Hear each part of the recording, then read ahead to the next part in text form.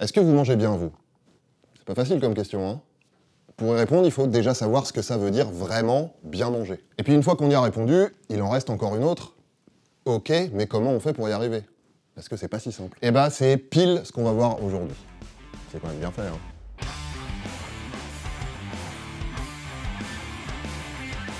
Bien manger, c'est quoi? Un célèbre nutritionniste a répondu à cette question par « il faut manger un peu de tout ». Mon grand-père disait ça aussi d'ailleurs. Mais bon, il était ni célèbre ni nutritionniste, donc c'est pas le sujet. En l'occurrence, manger un peu, ça veut dire manger moins. Parce que globalement, on mange trop. Enfin, pas tout le monde, mais dans nos sociétés, si. Et manger de tout, c'est pour dire qu'il faut avoir une alimentation diversifiée. Imparable. Même si bon, manger de tout, pas sûr. Pas sûr du tout. Hein. Surtout qu'on mange des trucs dont on n'a pas besoin et qui nous font pas du bien. Et puis il y a des trucs qui se retrouvent dans ce qu'on mange et qui n'ont rien à foutre là. Et encore, là on parle que de ce qui a un impact direct sur notre santé. Bien manger, c'est manger ce dont on a besoin pour vivre, en évitant ce qui est mauvais pour notre santé, mais aussi pour celle de la planète. C'est aussi manger sans se ruiner et sans ruiner les gens qui produisent ce qu'on mange. Et puis c'est manger des trucs qui nous font plaisir quand même. Parce que oui, le plaisir, c'est important. Bon, mais alors, comment est-ce qu'on fait tout ça à la fois? Bah, c'est très complexe de répondre à cette question, donc on va faire un truc. On va répondre à cette question en répondant à 16 questions. Je vous avais prévenu, c'est complexe. Une alimentation équilibrée, c'est quoi?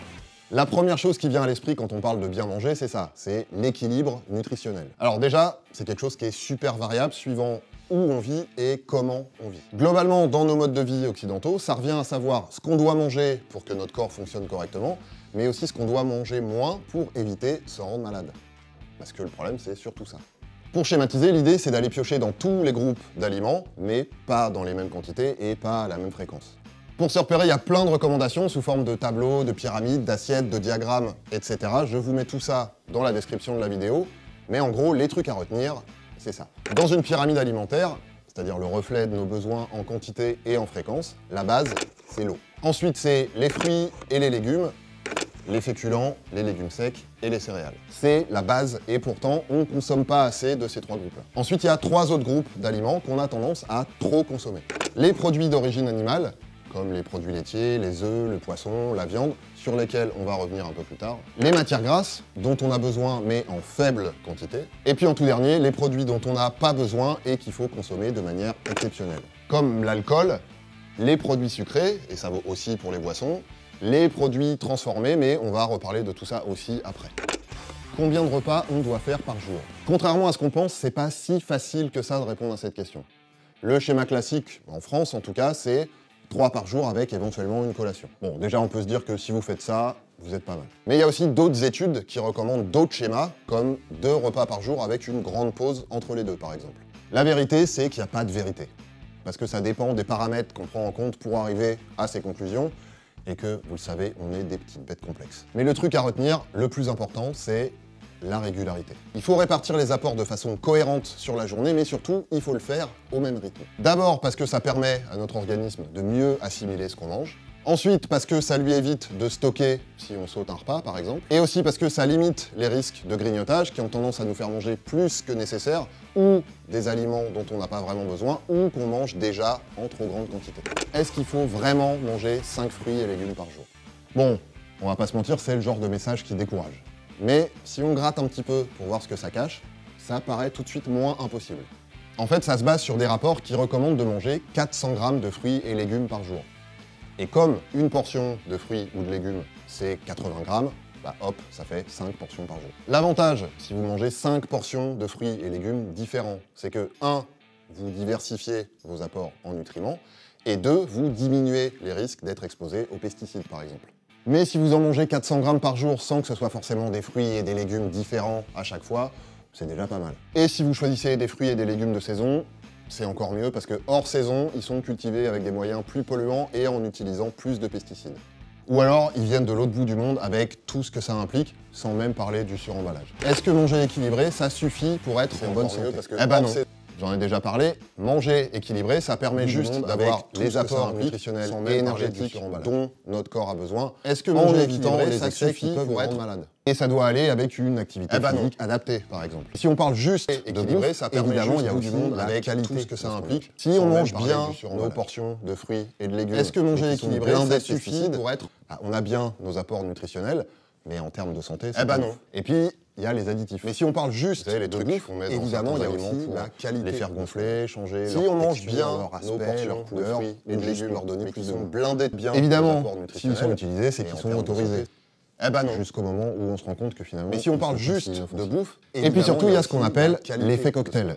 Si on jetez un petit coup d'œil à l'étiquette de ce que vous achetez, vous verrez parfois, la liste, elle est sacrément longue. Et dites-vous bien que là, on parle de produits qui sont complètement inutiles et qu'on ne sait pas vraiment quels effets le mélange peut avoir sur notre santé.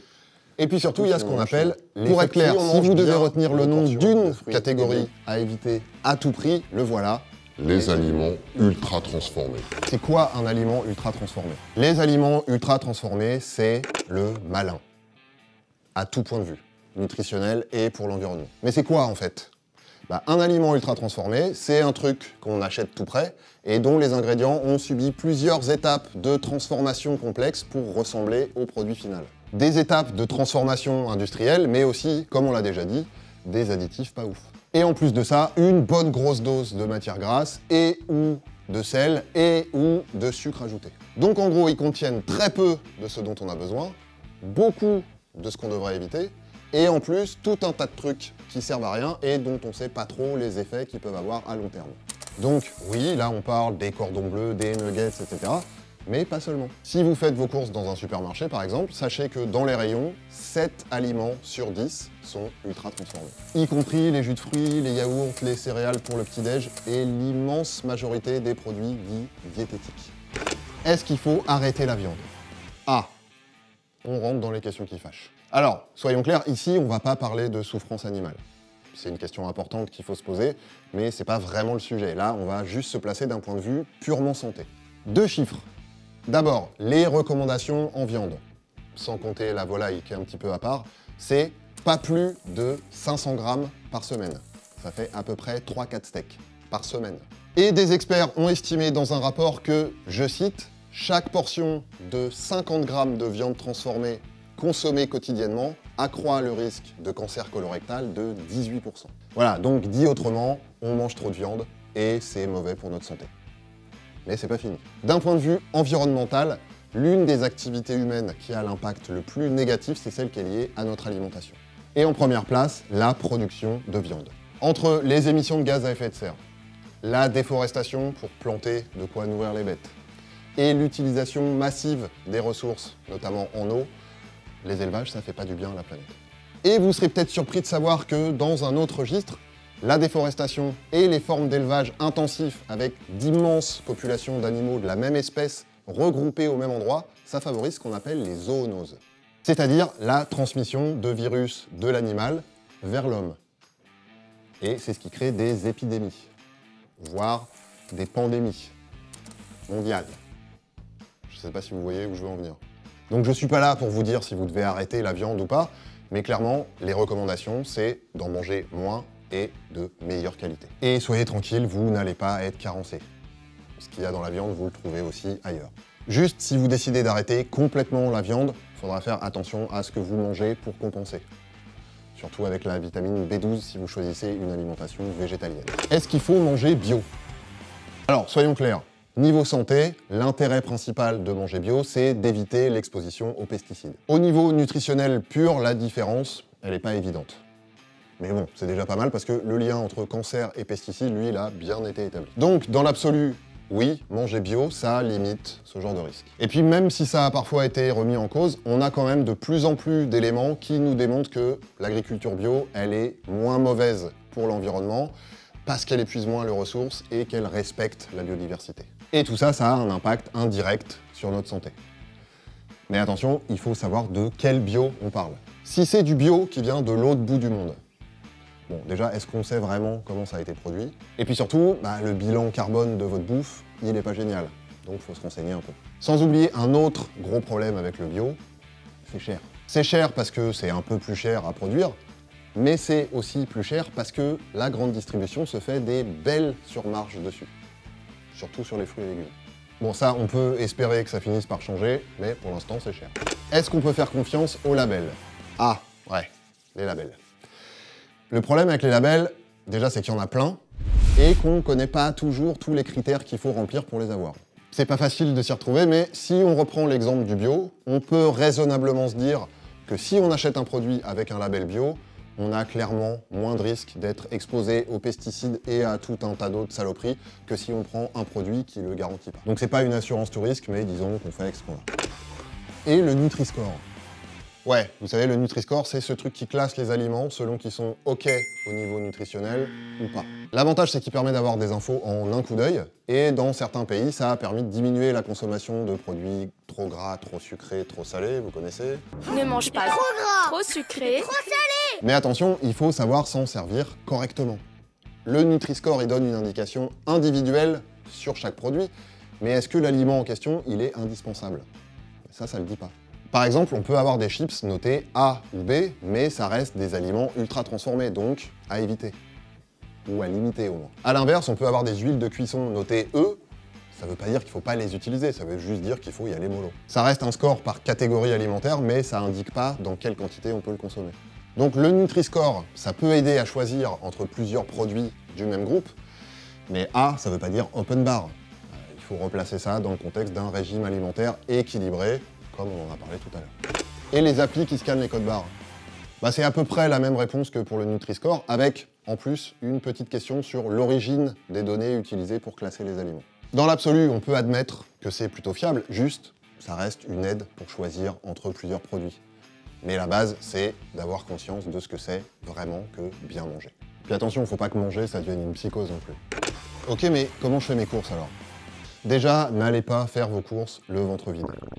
Ça vous évitera d'acheter n'importe quoi juste parce que vous avez la dalle. Ensuite, la première étape, on en a déjà parlé, c'est d'avoir les notions de base sur l'équilibre alimentaire, c'est-à-dire sur la quantité et la fréquence à laquelle il faut qu'on mange chaque groupe d'aliments. Ensuite, le meilleur conseil, c'est de prévoir ses menus et de faire sa liste de courses en conséquence.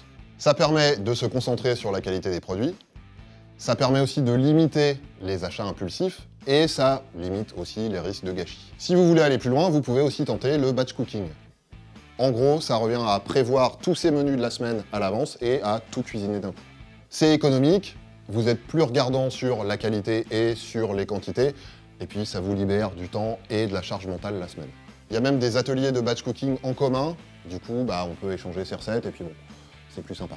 Mais pour en revenir aux courses, un conseil important, pour éviter les fameux aliments ultra transformés, il faut regarder la liste des ingrédients. S'il y en a peu et que c'est des trucs qu'on peut trouver dans nos placards, c'est ok. Mais quand il commence à y avoir des noms chelous avec plein de chiffres et plein de lettres, c'est des additifs, donc c'est pas ouf. Et plus la liste est longue, moins c'est bon. Alors au début, c'est un peu long de faire le tri, mais avec l'habitude, ça devient fluide.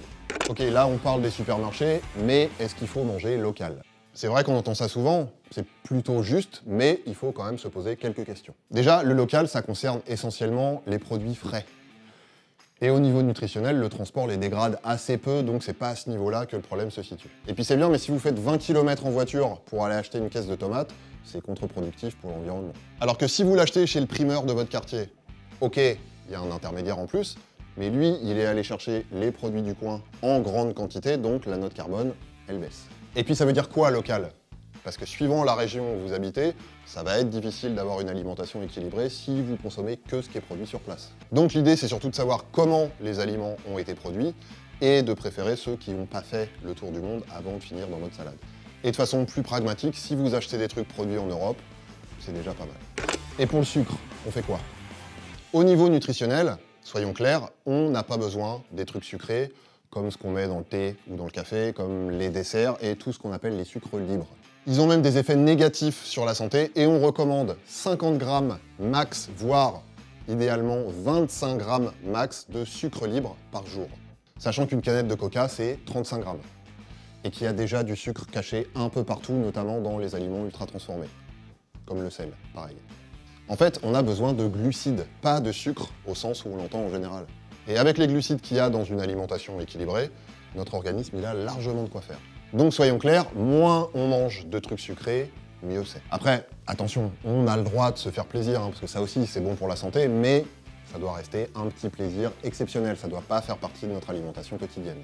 Parce qu'en vrai, ça nous sert à rien, et ça nous fait même du mal, puisque ça provoque certaines maladies comme le diabète, des problèmes cardiovasculaires ou certains cancers. D'autant plus que le sucre, il a un gros potentiel addictif, donc moins on en mange, moins on risque d'avoir envie d'en manger sans pouvoir s'en empêcher. Et pour finir, un petit mot sur les édulcorants. Leurs effets sur la santé, ils sont encore mal connus, et puis surtout, ils entretiennent ce goût pour le sucré, donc finalement, ils poussent à la consommation. Et les produits laitiers alors? Ouais, vous savez, nos amis pour la vie là. C'est une question qui fait débat même dans la communauté scientifique, mais on va essayer de regarder les choses de manière factuelle. D'un point de vue nutritionnel, on nous a longtemps raconté qu'il fallait absolument en consommer tous les jours pour couvrir nos besoins. En calcium, notamment. Mais en réalité, du calcium, il y en a plein dans d'autres aliments, et parfois même plus que dans les produits laitiers. Donc clairement, à ce niveau-là, ils ne sont pas indispensables. Tous les nutriments qu'ils contiennent, on peut les trouver ailleurs, à condition d'avoir une alimentation variée. D'ailleurs, il y a certains pays qui les ont retirés des recommandations, il y en a d'autres qui conseillent plutôt les laits végétaux, et en France, on a juste diminué les quantités recommandées. Concernant leurs effets positifs ou négatifs sur la santé, là aussi, il y a débat. Disons qu'il y a du pour et du contre, et que tout le monde n'est pas d'accord. Par contre, on a déjà parlé de l'élevage industriel, et ça concerne aussi les produits laitiers. Moralité, on peut se dire que non, on n'en a pas absolument besoin, et que, comme pour tous les autres produits d'origine animale, on a intérêt à se calmer sur les produits laitiers. Et comment on fait pour bien manger sans se ruiner? Eh ouais, faut manger bio, faut manger de la qualité, tout ça c'est cher. Donc, quand vous entendez « ça ne coûte pas plus cher de bien manger », je comprends que vous ayez du mal à y croire. Alors, il y a plusieurs projets qui donnent des solutions, on va pas tout détailler, mais je vous remets les liens dans la description si vous voulez aller voir. Mais en vrai, si vous repassez tout ce qu'on vient de se dire, bien manger, ça veut dire manger des produits de bonne qualité, ok, mais ça veut dire aussi manger moins. Si on reprend l'exemple de la viande, par exemple, l'idée c'est d'acheter de la viande de meilleure qualité, donc plus chère, mais l'idée c'est aussi d'en manger moins et moins souvent, donc... Et puis les autres conseils, genre préparer ses menus à l'avance, voire cuisiner en commun, ça fait aussi baisser la note, donc ça s'équilibre. Et comment on fait pour manger sans ruiner les autres? Et ouais, bien manger, c'est pas seulement manger des trucs qui sont bons pour soi, c'est aussi manger des trucs qui font pas de mal aux autres. Est-ce que les petits producteurs et toute la main-d'œuvre qui travaille sont payés correctement tout au long de la chaîne avant que ce que vous allez manger arrive jusqu'à vous? C'est pas toujours facile de s'y retrouver, là aussi, il y a des labels commerce équitable qui sont plus ou moins clairs et plus ou moins fiables, mais gardez un truc à l'esprit, si vous achetez un truc vraiment pas cher, c'est qu'il y a quelqu'un, quelque part, qui paye la note. Un producteur, une productrice, une ouvrière, un ouvrier, une livreuse, un livreur, manger éthique et équitable, ça a un prix. Mais c'est comme pour tout, on donne ce qu'on peut.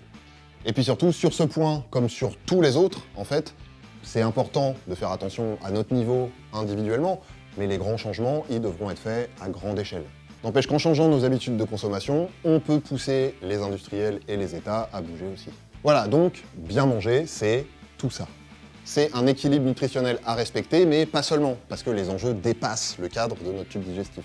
C'est une réflexion globale à avoir, c'est des réflexes à prendre, des habitudes à perdre, etc. Alors ça peut paraître beaucoup comme ça, mais bon, déjà ça se fait bien, et attention, on a le droit d'y aller au fur et à mesure. Et puis il faut rester à l'aise avec ce qu'on mange, il faut pas que ça devienne une psychose ou une espèce de source d'angoisse non plus. Les repas, c'est des moments qui ont une dimension sociale et qui peuvent être une source de bien-être psychologique. Et évidemment, tout ça, c'est important aussi. Donc l'idée, c'est d'avoir les grandes lignes en tête et de faire le mieux possible, en évitant au moins de faire toujours les mêmes erreurs, ou de les faire trop souvent. Allez, avant de se quitter, je vous donne 14 conseils pour vraiment bien manger. À table, buvez de l'eau. Le reste du temps aussi, de préférence. Globalement, mangez moins, mais de meilleure qualité. Servez des petites portions. On a souvent tendance à finir son assiette alors qu'on n'a plus faim. Diminuez le sucré au maximum. Genre un petit plaisir de temps en temps. Diminuez le sel aussi. Pareil pour les graisses ajoutées, diminuez et variez les sources au maximum. Diminuez les produits d'origine animale et augmentez les fruits, les légumes et les céréales. Évitez les produits ultra transformés, choisissez des produits frais et bruts. Du coup, cuisinez plutôt que de manger des plats tout préparés. Prévoyez vos menus avant d'aller faire vos courses et n'y allez pas le ventre vide. Préparez vos repas à l'avance, genre le dimanche après-midi, avec des potes si vous le sentez. Choisissez des produits bio, de saison, qui n'ont pas traversé la planète pour arriver jusqu'à vous. Gardez un œil sur la provenance et le prix de ce que vous mangez. Vous vous souvenez, si ça coûte rien, c'est qu'il y a quelqu'un qui n'est pas payé correctement. Et puis faites-vous plaisir, manger, ça ne doit pas devenir une source de stress. Comme ça, vous avez les grandes lignes. Après, évidemment, chacun fait comme il peut. Voilà, DTC c'est fini pour aujourd'hui. On se retrouve très vite pour de nouvelles vidéos. D'ici là, prenez soin de vous et prenez soin des autres. Mettez-vous bien et surtout, portez-vous bien.